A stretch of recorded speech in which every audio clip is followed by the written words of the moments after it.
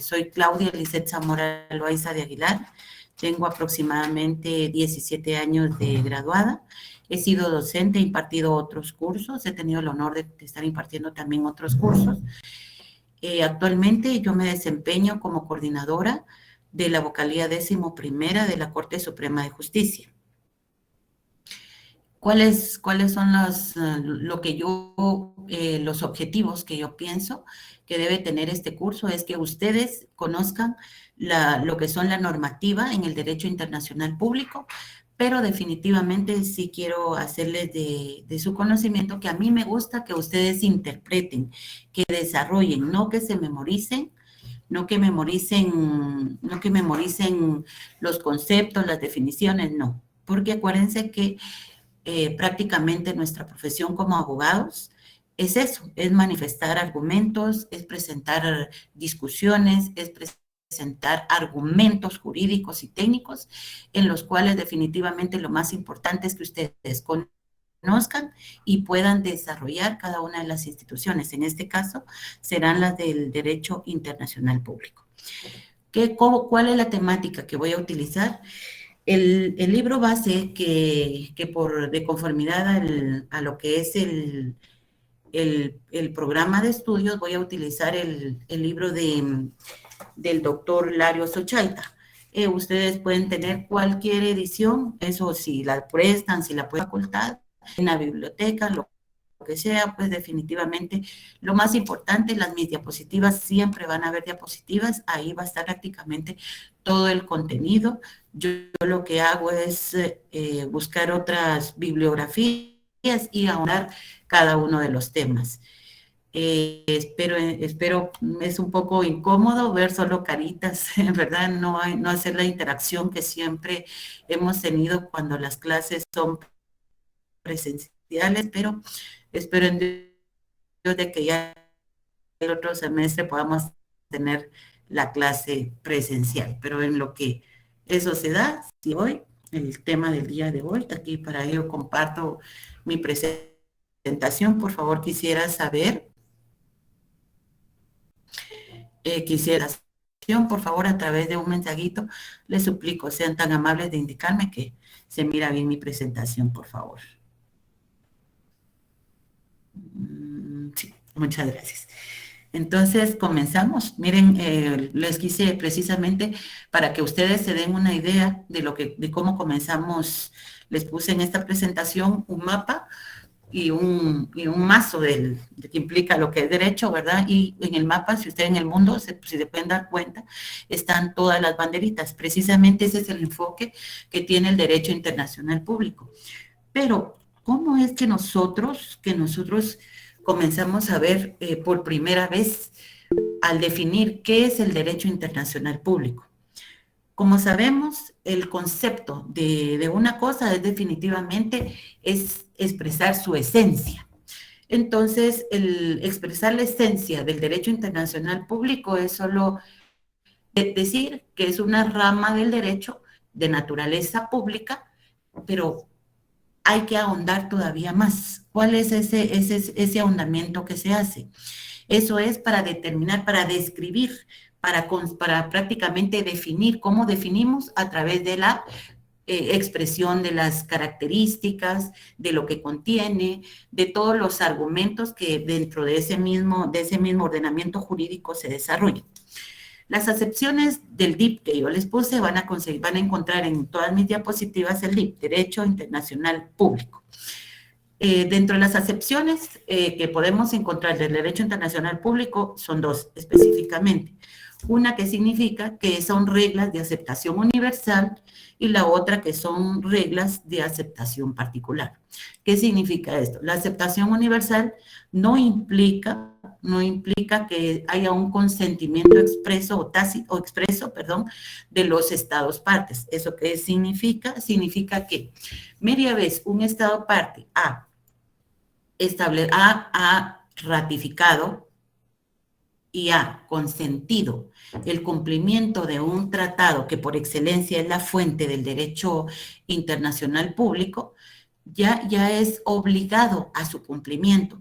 No implica de que él tenga que estar prácticamente dando su consentimiento para su aplicación, media vez ya ratificó y denunció un tratado, por ejemplo, ya entonces el Estado parte se ve obligado al continuo cumplimiento en cualquier tiempo, hasta que no renuncie al mismo.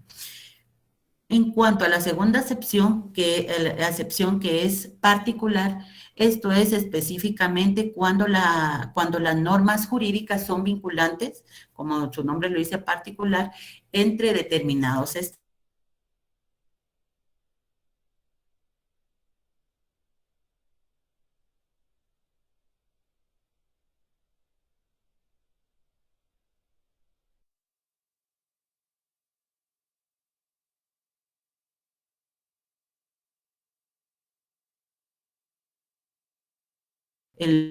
La concepción de Lawrence, conjunto de reglas, la conducta del cuerpo que sean civilizaciones recíprocas. Y así han pretendido hacer uno de lo que debe de entenderse como derecho internacional público. Definitivamente, de la definición de Pierre Dupuy, que es esta, está formado, el derecho internacional público está formado por normas e instituciones que pretenden regular a la sociedad internacional. De esa definición podemos específicamente determinar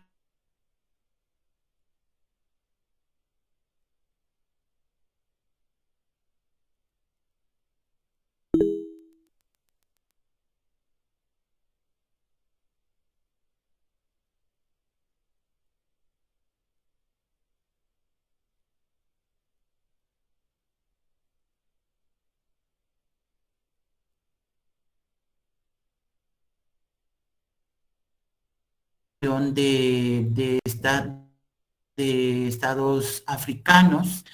Esas, si ustedes se dan cuenta, forman una unión de estados en los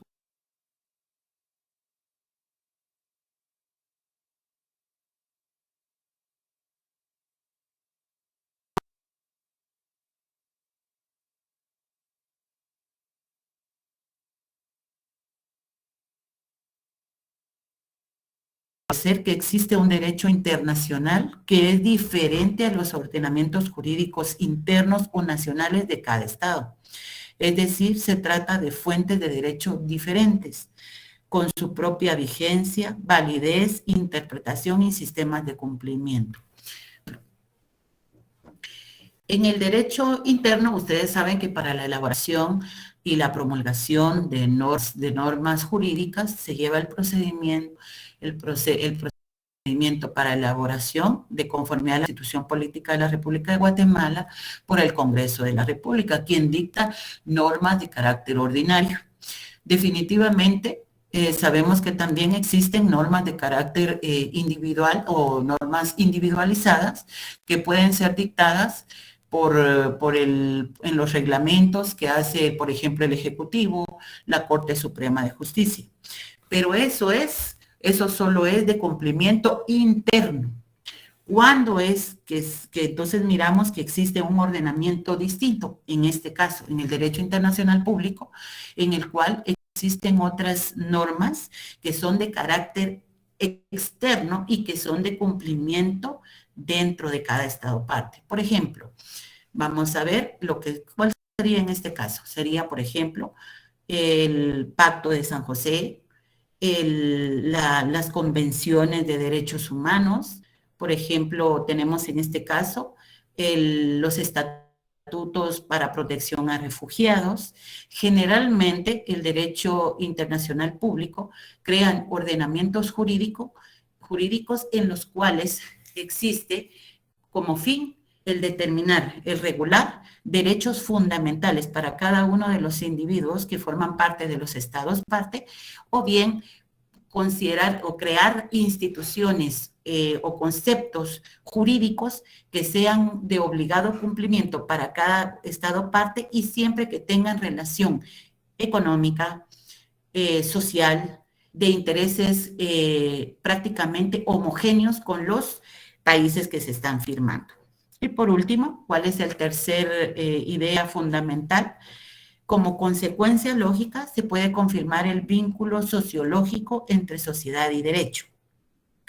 En la fórmula de origen aristotélico, donde hay sociedad, hay derecho. Es decir, que si se determina la existencia de una sociedad, será posible también identificar la existencia de un ordenamiento jurídico. Esas eran precisamente unas consideraciones de Rives. Muy bien.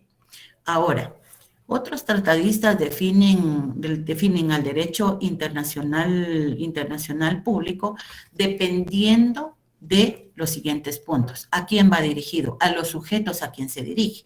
Por ejemplo, el tratadista Schwabsänger dice, es el cuerpo normativo legal aplicable entre estados soberanos y otras entidades, a las que se les ha otorgado personalidad internacional, personalidad jurídica internacional. Otros las distinguen como norma, como por la naturaleza que regulan, o la norma, la naturaleza de la norma internacional. ¿Qué queremos decir con esto? Esta definición es sistema de principios y normas que regulan las relaciones de coexistencia y de cooperación frecuentemente institucionalizada, además de ciertas relaciones comunitarias entre estados dotados de diferentes grados de desarrollo socioeconómico y de poder. Eso es de Díaz de Velasco. Otro, normas basadas en los tratados, las costumbres y los principios generales del derecho, que son internacionalmente aplicadas por los estados, organismos internacionales y aquellas otras personas que se consideran sujetos de este derecho por medio de lo que determina el mismo derecho. Ese es conforme a la técnica procesal de su elaboración.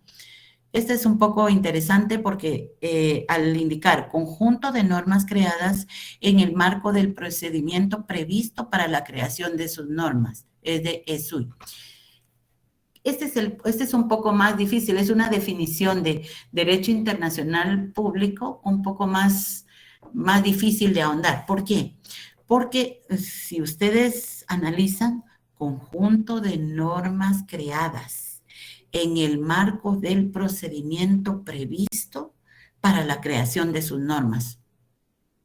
Es un poco como quien dice, la norma crea la norma.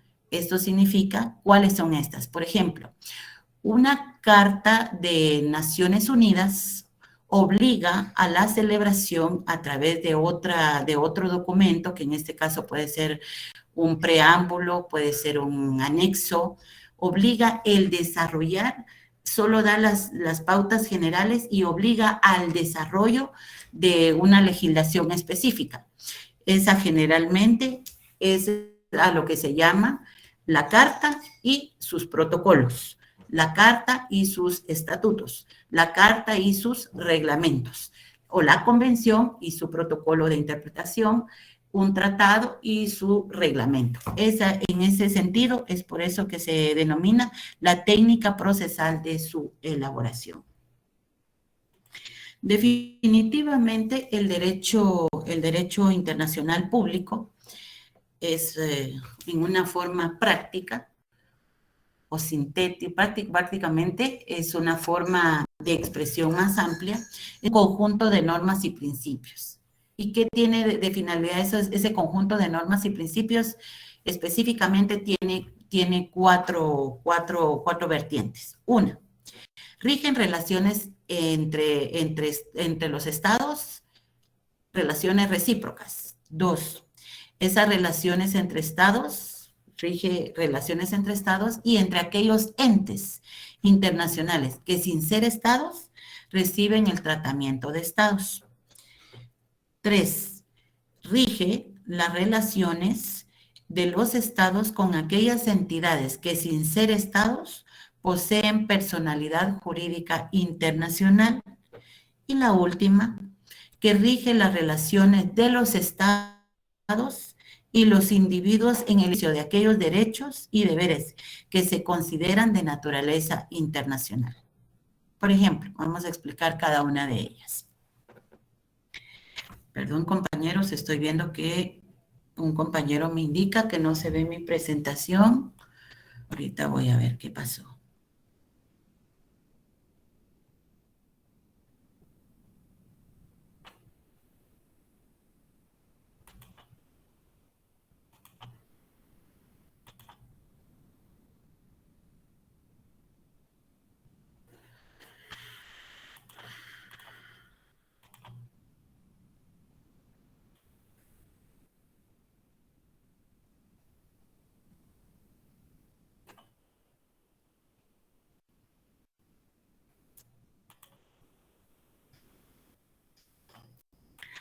Permítanme, compañeros, ahorita estoy tratando de ver qué está sucediendo. Según yo, ya tenía compartiendo la pantalla. Les ruego disculpas. Y ahora sí. Vamos a ver.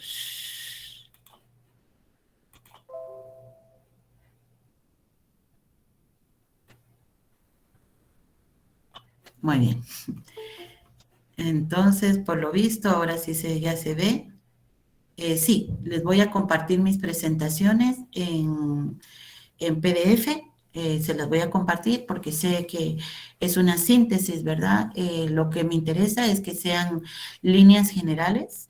A mí me gusta mucho que ustedes lean, aprendan y que cualquier información que puedan obtener, espero que no sea siempre del celular, ¿verdad? Sino que de libros, de jurisprudencias, eso es lo más importante, porque eso realmente les ayuda a comprender, a analizar y a desarrollar sus propias ideas, a desarrollar sus propios argumentos. Muy bien. Entonces, solo voy a pasar rápidamente cada una de las presentaciones. Perdonen, espero se ve muy... Ahorita va la presentación. Podría apoyárnoslos acercándolo un poco más. Muy bien, ahorita solamente tiene que presentar una ventana. Muy bien, entonces, vamos a ver, pero ahora ya no voy a espero que ahí sí estemos bien.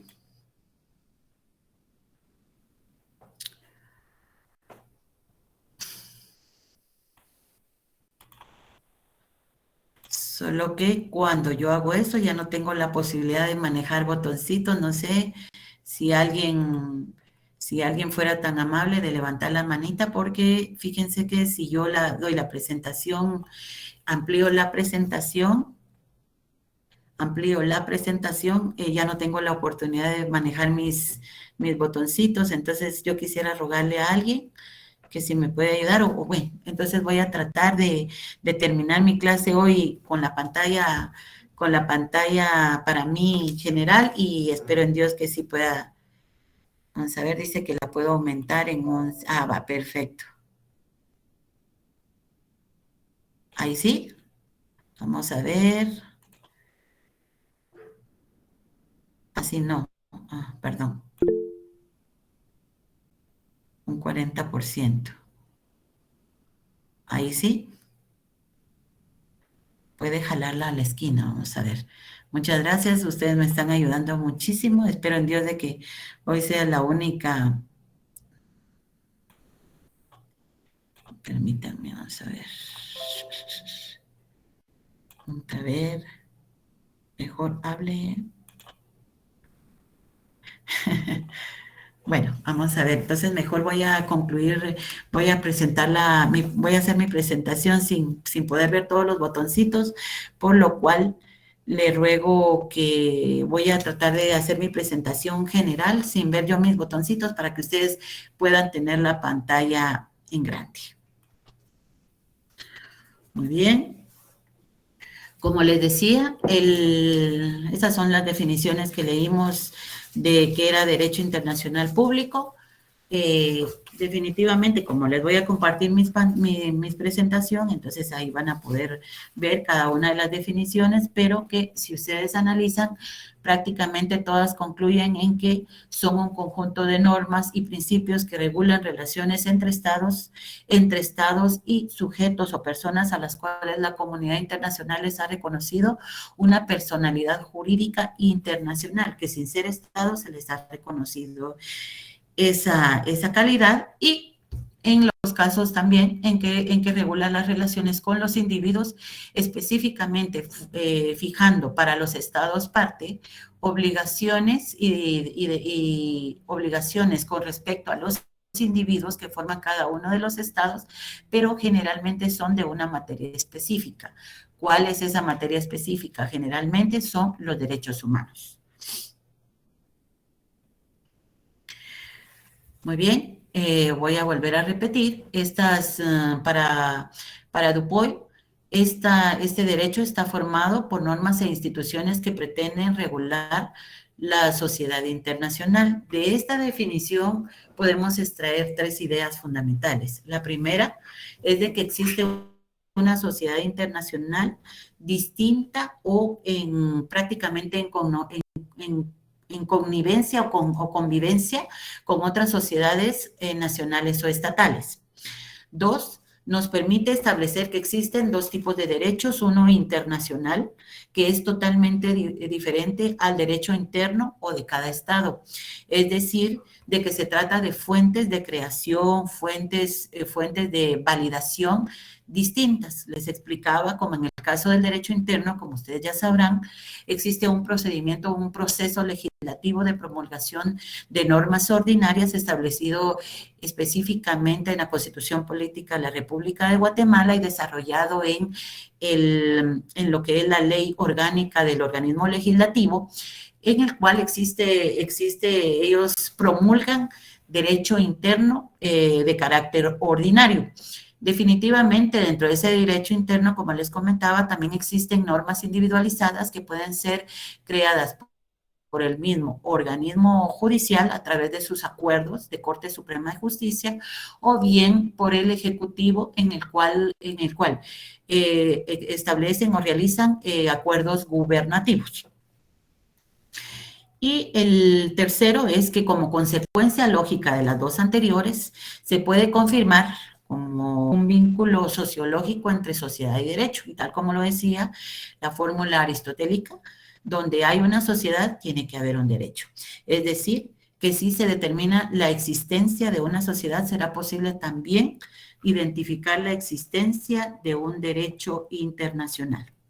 Otros tratadistas también pretenden definir el derecho internacional público por tres vertientes, conforme a los sujetos a quien va dirigido, conforme a la naturaleza de la norma internacional, y el último es conforme a la técnica procesal de su elaboración.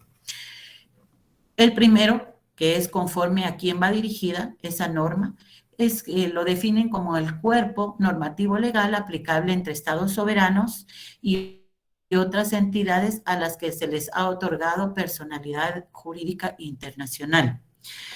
Como por ejemplo, en este caso, por decirle algo, la Organización de Naciones Unidas con un determinado estado, o puede ser la Unión Europea, que definitivamente ahí establece obligaciones recíprocas entre los estados que forman la Unión.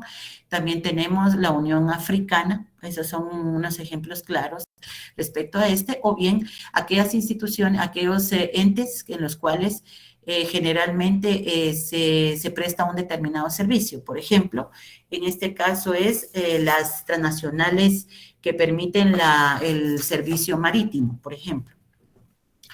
Conforme a la naturaleza de la norma internacional, se establece que es un sistema de principios y normas que regulan las relaciones de coexistencia y de cooperación recíproca, frecuentemente institucionalizada, además de ciertas relaciones comunitarias entre estados dotados de diferentes grados de desarrollo económico y de poder. Esa es la definición de Díaz de Velasco.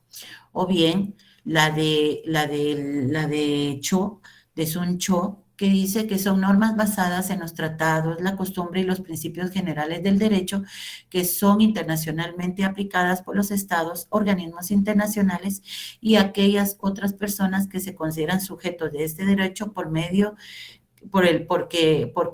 son determinadas así por ese mismo derecho. Y el último, que es conforme a la técnica procesal de su elaboración, que son el conjunto de normas creadas en el marco del procedimiento previsto para la creación de dichas normas. ¿Qué quiere decir con esto? Por ejemplo, una carta de entendimiento puede en un artículo establecer de que debe ser necesaria la emisión de un reglamento, la emisión de un adendum, la emisión de un anexo, en el cual se van, en la carta de entendimiento solo se dejan parámetros generales y el adendum o el anexo es el que desarrolla específicamente los verbos rectores de cada una de las normas coercitivas. Muy bien. Definitivamente, en conclusión, podemos decir, eso es lo que sostiene el tratadista Carlos Larios Ochaita, que el derecho internacional público es un conjunto de normas y principios que rigen, uno, las relaciones de los estados entre sí, las relaciones de los estados y aquellos entes internacionales que sin ser estados reciben el tratamiento de estados. Por ejemplo, de las relaciones de los estados entre sí, definitivamente esos pueden, por ejemplo, establecer, por decirles algo, la carta de entendimiento y de asistencia recíproca y mutua entre los países centroamericanos, por ejemplo. El otro, en el segundo caso, por ejemplo, podría ser la Carta de las Naciones Unidas. Esto es, Guatemala lo suscribe, Perú y todos los que han ratificado la Carta de Entendimiento para la formación y el funcionamiento de la Organización de Naciones Unidas. ¿Y con qué ente lo suscribió? Precisamente con la Organización de las Naciones Unidas, que sin ser un Estado, sí recibe ese tratamiento. Y la tercera es relaciones de los estados con aquellas entidades que sin ser estado poseen personalidad jurídica internacional. Por ejemplo, la OMS, la Organización Mundial de la Salud. Y por último, las relaciones de los estados y de los individuos en el ejercicio de aquellos derechos y deberes que se consideran trascendentales. Eso significa que deben de ser de una naturaleza internacional. Generalmente, estos son los derechos humanos. Por ejemplo, el Pacto de San José, la Convención de Erradicación de todas formas de violencia contra la mujer, como por ejemplo. Solo quiero hacer una pausa en mi presentación para ver, por favor, compañeros, que estemos bien. Solo quiero ver sus mensajitos. Dije que sí las iba a compartir.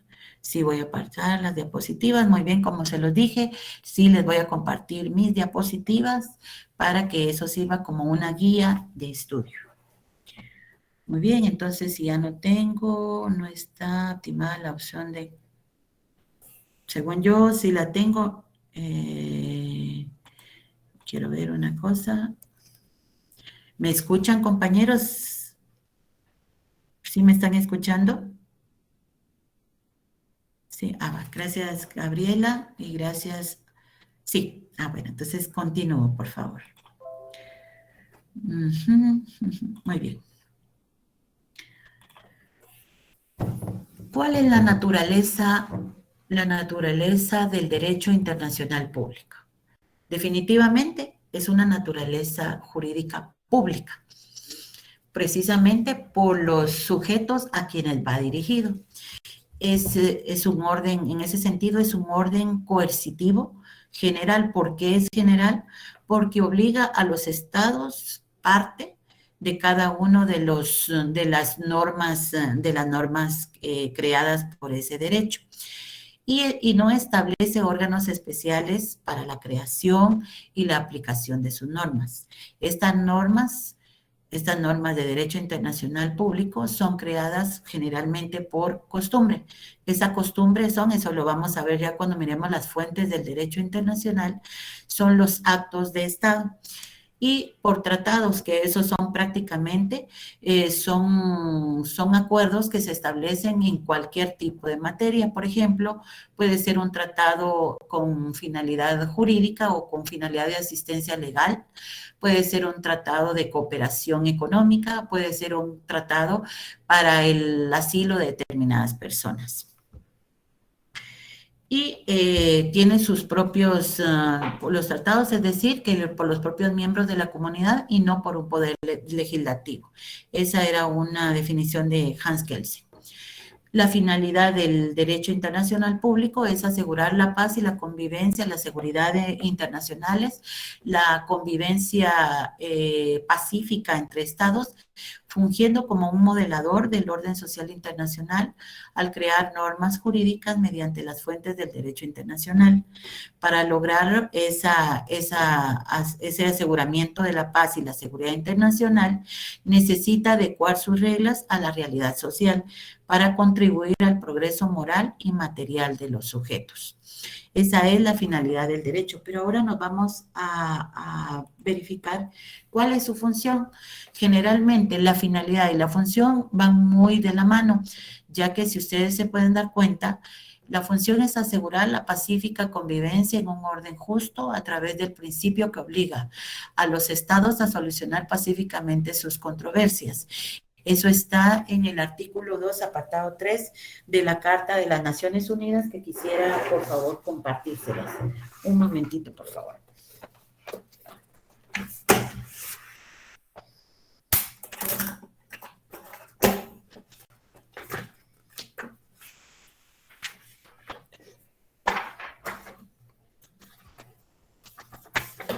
Muy bien, entonces aquí la tengo, por favor, eso es de obligada lectura, ¿verdad? Pero no para el primer parcial, sino que eso va a ser cuando ya miremos las fuentes del derecho y específicamente cuando miremos los organismos o entes, como le llama el derecho grupos o entes, como le llama el derecho internacional.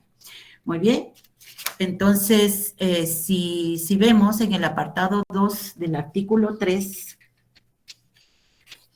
establece específicamente la Carta de las Naciones Unidas, establece específicamente que los propósitos y los principios de haber creado la Organización de las Naciones Unidas, y en el artículo 3 establece que los miembros de la organización arreglarán sus controversias internacionales por medios pacíficos, de tal manera que no se pongan en peligro ni la paz y la seguridad internacionales, ni la justicia. Ese es el principio que obliga a los estados a solucionar pacíficamente sus controversias. Y el principio, ese es el segundo principio, y el principio de prohibición de uso de la fuerza está en el apartado 4. Los miembros de la organización en sus relaciones internacionales se abstendrán de recurrir a la amenaza o al uso de la fuerza contra la integridad territorial o la independencia política de cualquier estado, o en cualquier otra forma incompatible con los propósitos de las Naciones Unidas. ¿Qué significa eso? Eso significa que la función del derecho internacional, por una parte, pretende reducir la anarquía en las relaciones internacionales, creando un derecho imperativo que establece derechos y deberes de los sujetos de la comunidad internacional que se someten a dicho instrumento. Y por la otra, asegurar la coexistencia entre los estados y demás sujetos para satisfacer los intereses comunes, por ejemplo, mantener la paz. La función esencial es delimitar la competencia estatal, eso es decir, aquí se van a recordar de los conceptos de soberanía.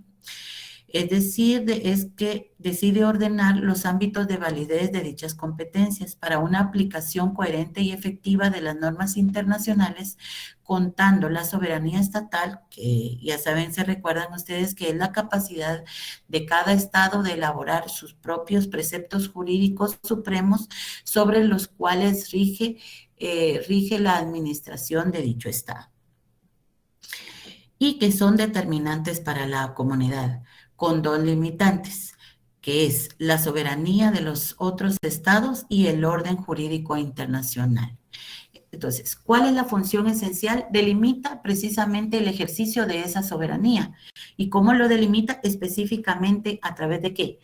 Con la soberanía de los otros estados, ese es un frente, y la otra es por ese ordenamiento jurídico internacional, como en este caso los deberes y obligaciones a los que cada estado parte se obliga por los documentos internacionales que firma o que ratifica. La función general es la de reglamentar las relaciones entre sujetos de la comunidad internacional que sean susceptibles de una normatividad de carácter jurídico. Eso está bien entendible. Ahora vamos a ver, aquí vamos a lo más interesante, es en lo que viene ya lo práctico. La función ejecutiva o administrativa. Esa función, el derecho internacional público la realiza a través de los llamados servicios públicos internacionales. Eso era lo que les comentaba, son instituciones que sin ser estados, se les eleva o se les reconoce esa capacidad y esa calidad jurídica, de esa personalidad jurídica internacional para poder contratar, para poder someterse a obligaciones y a derechos con estados partes. En este caso, la Unión, yo les puse algunos ejemplitos, la Unión Telegráfica Internacional, la Unión para la Protección de la Propiedad Industrial, la OMS, la Organización Panamericana de la Salud, que es la delegación de la OMS aquí en toda Centroamérica, y que tiene una representación en Guatemala desde el año 1943, que trabaja en conjunto con autoridades gubernamentales, instituciones académicas y científicas, organizaciones de la sociedad civil, gobiernos locales, organizaciones no gubernamentales y organismos de cooperación bilateral y multilateral. Ese es un ejemplo de la función ejecutiva o administrativa.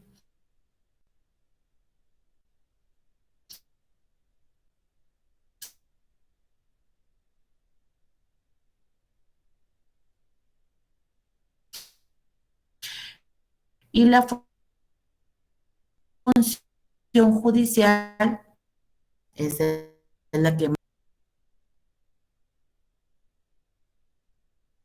más, la que definitivamente la siento yo, en el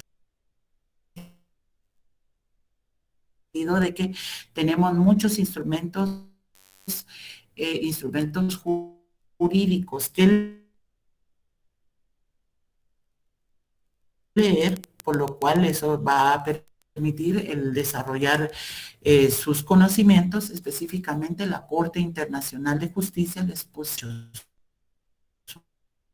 humanos. En este apartado yo les puse por qué la función propia, como su propia esencia lo establece, la función judicial es la encargada, son los entes que van a ser encargados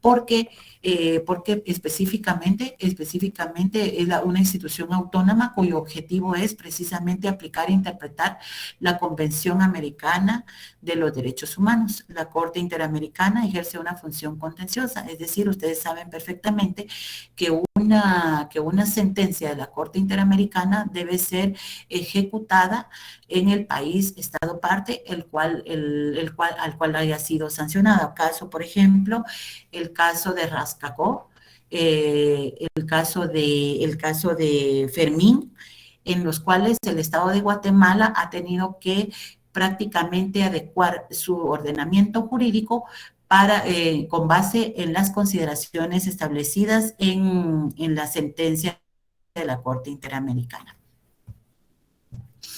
Es decir, es un mecanismo de supervisión de sentencias, una función consultiva y tiene también la función de dictar medidas provisionales.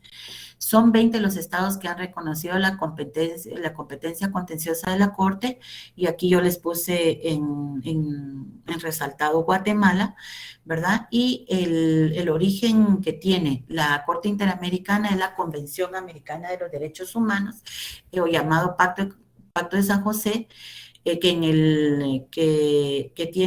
prevé los derechos y libertades que tienen que ser respetados por los estados partes, y establece que la Comisión y la Corte son los órganos competentes para conocer los asuntos relacionados con el cumplimiento de los compromisos contraídos por los estados partes. Específicamente, yo se las quiero leer, por favor. Ahorita se las leo.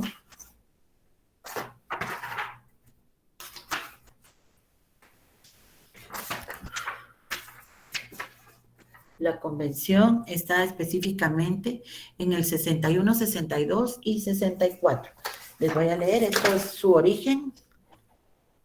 Su origen precisamente es... Ahorita, 62, 64.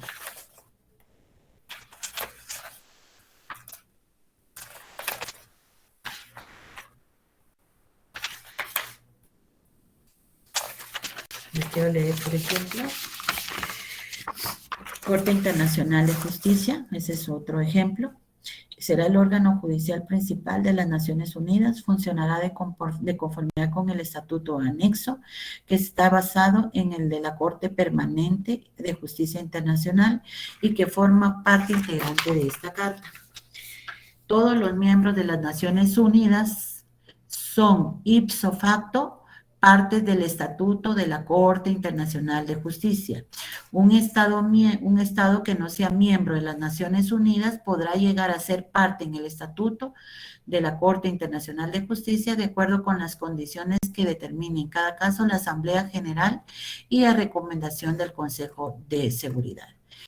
Prácticamente son jueces los que determinan, los que aplican y los que interpretan y emiten las consultas que les son realizadas. Y por último, tenemos la función normativa.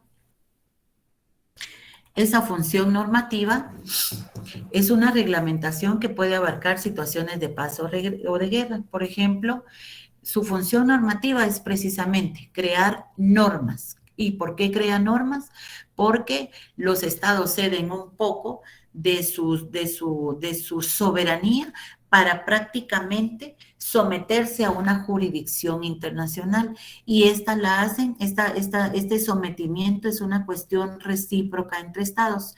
Y definitivamente con ese sometimiento viene, por ejemplo, solo les voy a dar, ustedes han leído la ley de migración, esa definitivamente se tuvo que adecuar a la Convención sobre el Estatuto de los Refugiados. Eso prácticamente ese es el sometimiento que hace a renunciar al propio poder de decidir qué relaciones sociales regula cada estado, porque es ahí donde permite el tratado, la carta o el convenio establecer qué es lo que debe regular un estado parte. Por ejemplo, la Convención sobre el Estatuto de los Refugiados, yo se los escribí ahí, donde decía que considerando que la Carta de las Naciones Unidas y la Declaración Universal de los Derechos Humanos, aprobada en el 48 por la Asamblea General, han afirmado que el principio de que todos los seres humanos, sin distinción alguna, deben de gozar de los derechos y libertades fundamentales, que las Naciones Unidas también han manifestado en diversas ocasiones su profundo interés por los refugiados y se han esforzado por asegurar a los refugiados el ejercicio más amplio posible de los derechos y libertades fundamentales. Y en el otro, considerando sobre la Convención del Estatuto de Refugiados, de que es conveniente revisar y codificar los acuerdos internacionales anteriores referentes al Estatuto de los Refugiados y ampliar mediante un nuevo acuerdo la aplicación de tales instrumentos y la protección que constituyen para los refugiados. Esta precisamente es el fundamento para el nuevo reglamento, para el nuevo reglamento que existe para la protección y determinación del estatuto en el territorio del Estado de Guatemala. Por favor, búsquenlo y lo pueden, eso, si ustedes se ven entre sus consideraciones, entre la motivación para la emisión de ese reglamento, es precisamente la Convención sobre el Estatuto de Refugiados. A eso se refiere la función normativa. Voy a hacer un alto, compañeros, solo quiero ver que estemos bien. No lo ha ratificado. ¿Qué es lo que no ha ratificado don Carlos? Vamos a ver si me contesta ahí por su WhatsAppito. No han firmado, por eso Estados Unidos no ha firmado la sí, así es. No son todos, ¿verdad? Definitivamente saben ustedes que nosotros prácticamente no podemos imponer la pena de muerte, aunque constitucionalmente está establecida, no podemos imponerla, precisamente porque porque prácticamente firmamos el Pacto de San José, estamos ratificados, estamos adscritos a él y es ley internacional para nosotros que debe ser adecuada a nuestro ordenamiento jurídico interno. Muy bien, entonces sigo si no tenemos otras cuestioncitas y seguimos. Muy bien. ¿Cuáles son los principios del derecho internacional público? Quiero que por favor la resolución 2625 de la Asamblea General de las Naciones Unidas es el fundamento para establecer, que es el fundamento legal de donde se establecen los principios del derecho internacional público. Yo la tengo aquí y yo se las hice ahí en síntesis, por favor. Pero sí les ruego que la lean, ¿verdad? Porque esa sí va a ser objeto de análisis. Entonces, esta será, por favor, la tienen que leer para la próxima clase, si Dios nos presta la vida, para el día martes, porque vamos a ahondar sobre los principios del derecho internacional público.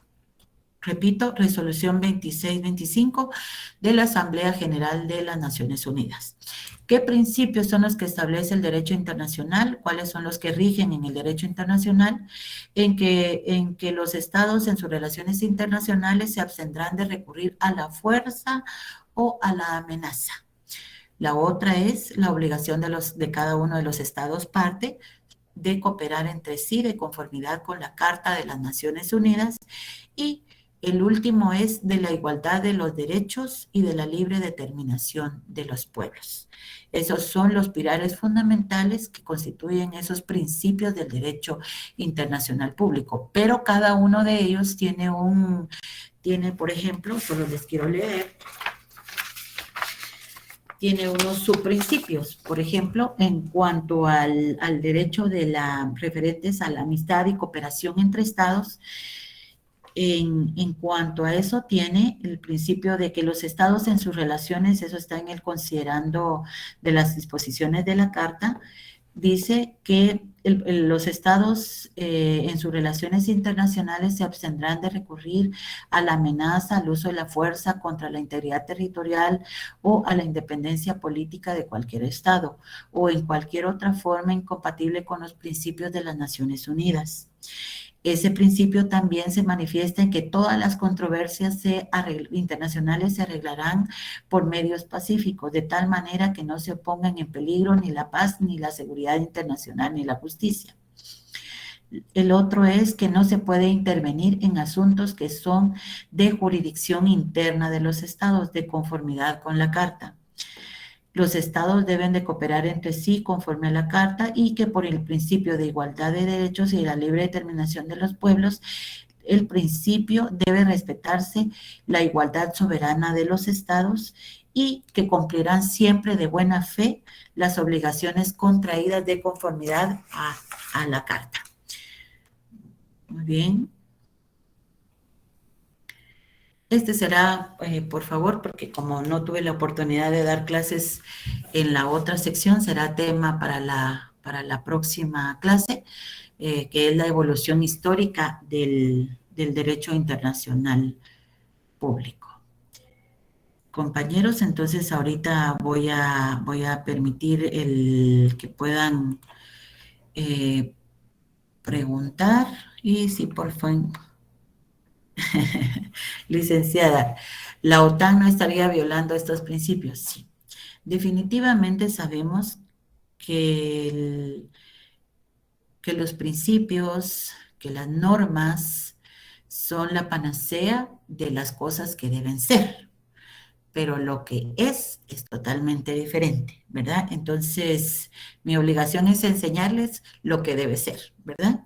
Ya cuando entremos a cada una de las instituciones, pues ya va a ser un momento interesante de discusión, ¿verdad? Porque si vamos a ver estas instituciones de derecho internacional público, es bien detalladas, ¿verdad? Entonces, por favor, yo ahorita voy a permitir que puedan utilizar sus micrófonos. Ahorita voy.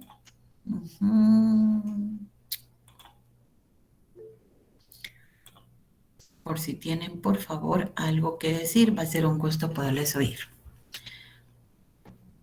Ya está encendido, quien quiera. Licenciada, en relación a la ponderación, solo quiero ver.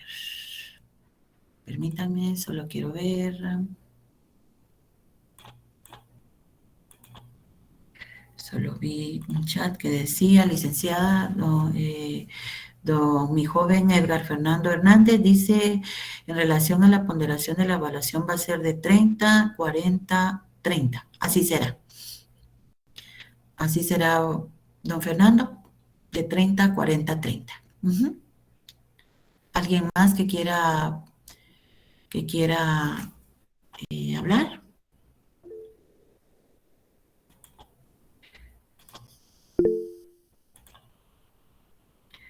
Muy bien.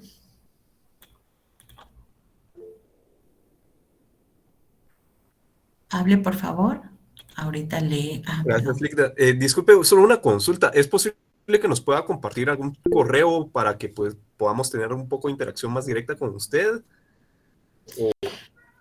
Pues fíjense que lamentablemente no. Yo les ruego que si tienen definitivamente, cuando sea así, si ustedes sin pena, por favor, pueden hablar en la clase, ¿verdad? Que sí trato de separar las actividades, ¿verdad? Sí, lamentablemente no. Pero con mucho gusto yo siempre voy a estar, si Dios me lo permite, voy a estar para ustedes en el periodo de clases con mucho gusto.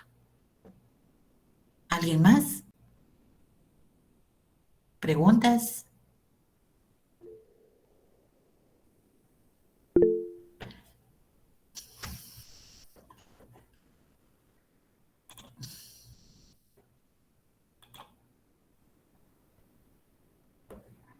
Licenciada, buenas noches. Buenas noches. Con una consulta, tendremos, sí, Sharon. ¿Cuáles serán las leyes que vamos a utilizar en su curso? Las leyes, ¿cómo le digo? Las leyes específicas que utilizaremos, ¿cuáles serán? Fíjese que definitivamente si yo les dijera solo una ley determinada, no hay, porque si ustedes se pueden dar cuenta, hoy hablamos de la Constitución y a mí me gusta mucho, por ejemplo, si hay un tema en el cual yo puedo abondarles, por ejemplo, la Carta de la Asamblea, de la Carta de las Naciones Unidas o un estatuto, eso, porque prácticamente ese es el derecho internacional público, ¿verdad? Esas son las normas. Entonces, no darles una ley específica, no lo voy a hacer, pero lo que sí voy a hacer es guiarles, ya se acuerdan que ahorita ya les dije que por favor lean la resolución 2625 de la Asamblea General de las Naciones Unidas. Son 4 paginitas, ¿verdad? Por favor, entonces ya es la primera tareita que tienen para el martes, primero Dios. De acuerdo, Lita, gracias. Para servir. Licenciada, buenas noches. Buenas noches, don Alberto. Sí, licenciada, en relación a lo que usted nos manifestaba ahorita de los convenios, cartas, fíjese que sí, la verdad es que es un poquito numerosa la legislación internacional.